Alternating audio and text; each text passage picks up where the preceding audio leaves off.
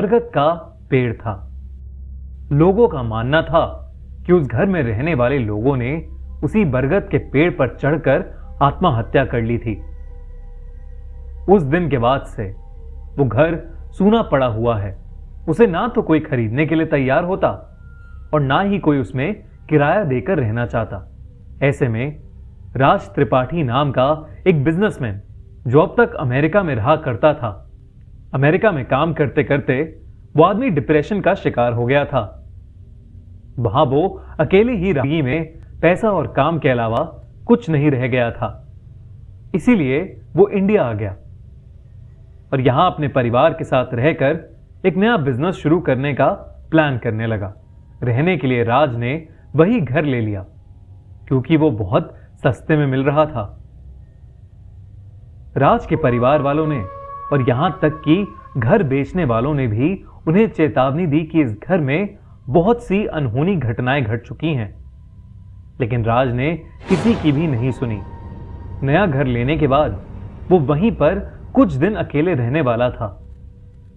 उसका परिवार कुछ दिनों के बाद उसके साथ रहने के लिए आ रहा था। एक रात राज अपने कमरे में आराम से सो रहा था जब उसे एक आवाज सुनाई दी। आवाज सुनते ही वो झटके से उठ गया और उसने अपने सामने रखे शीशे में एक भयानक सी दिखने वाली औरत को देखा जिसकी आंखें और जीभ बाहर निकल रही थीं। राज ने जैसे ही उसे देखा वो बहुत डर गया। वो अपने बिस्तर से उठा और दौड़कर घर से बाहर भागने लगा। जैसे ही वो घर से बाहर निकला वो किसी के पैरों से जा टकराया। जब उसने सर उठाकर देखा तो उस बरगद के पेड़ पर बहुत से लोगों की लाशें लटक रही थीं। उस पर कुछ बच्चों की, कुछ बूढ़े लोगों की और कुछ जवान लोगों की लाशें लटक रही थीं और उन सभी की आंखें बंद थीं और जीभ बाहर निकल रही थी। अचानक से उनकी आंखें खुल गईं और वो सब के सब राज की तरफ देखे जा रहे थे। राज उन्हें देखकर बहुत डर गया और वहीं पर बेहोश हो गया।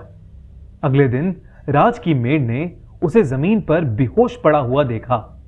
उसने राज को उठाकर बेड पर लेटाया और डॉक्टर को फोन कर दिया।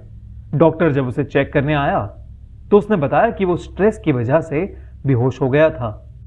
राज ने अपने परिवार वालों को फिर से फोन लगाया और उनसे जल्द ही उस घर में शिफ्ट होने के लिए कहा, लेकिन उसके परिवार वालों ने कहा कि पुराने घर का कुछ काम बचा हुआ है और उसे निपटाए बिना वो लोग वहां नहीं आ सकते। राज को कुछ दिन और अकेले उस घर में रहना था। राज को डर के मारे अब रात में नींद आनी बंद हो गई। वो आधी रात में सोते सोते एकदम से उठ जाता और उसे ऐसा लगता कि जैसे वो सारी लाशें उसके कमरे में ही उसके आसपास खड़ी होकर उसे घूरे जा रही हों। पर वो हिम्मत करके अपनी नींद की गोलियां लेता और फिर से सो जाता। लेकिन एक रात अचानक राज की नींद फिर से खुल गई। उसने देखा कि वो बरगद के पेड़ के ठीक नीचे लेटा हुआ है और वो सारी लाशें उसके सर के ऊपर लटक रही हैं और वो लाशें तैरती हुई नीचे आ गईं।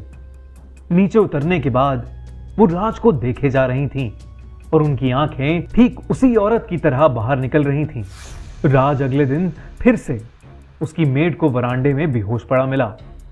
उसकी हालत दिन ब दिन खराब होती जा रही थी। उसने सारी बातें अपनी पत्नी को बताई और अपने परिवार को जल्दी से उसके पास आ जाने के लिए कहा। लेकिन उस रात के बाद राज और उसका परिवार फिर कभी नहीं मिल पाए।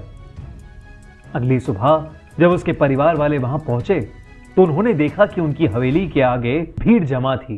राज की लाश पेड़ से लटकी हुई थी।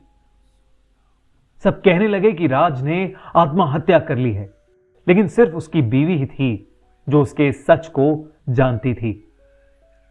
उसे पूरा यकीन था कि उसके पति की जान वहां पर रहने वाली उन दुष्ट आत्माओं के कारण ही हुई है। इस घटना के बाद उस घर में कोई भी रहने नहीं गया और फिर उसे तोड़ दिया गया और उस बरगद के पेड़ के आसपास एक मंदिर बना दिया गया।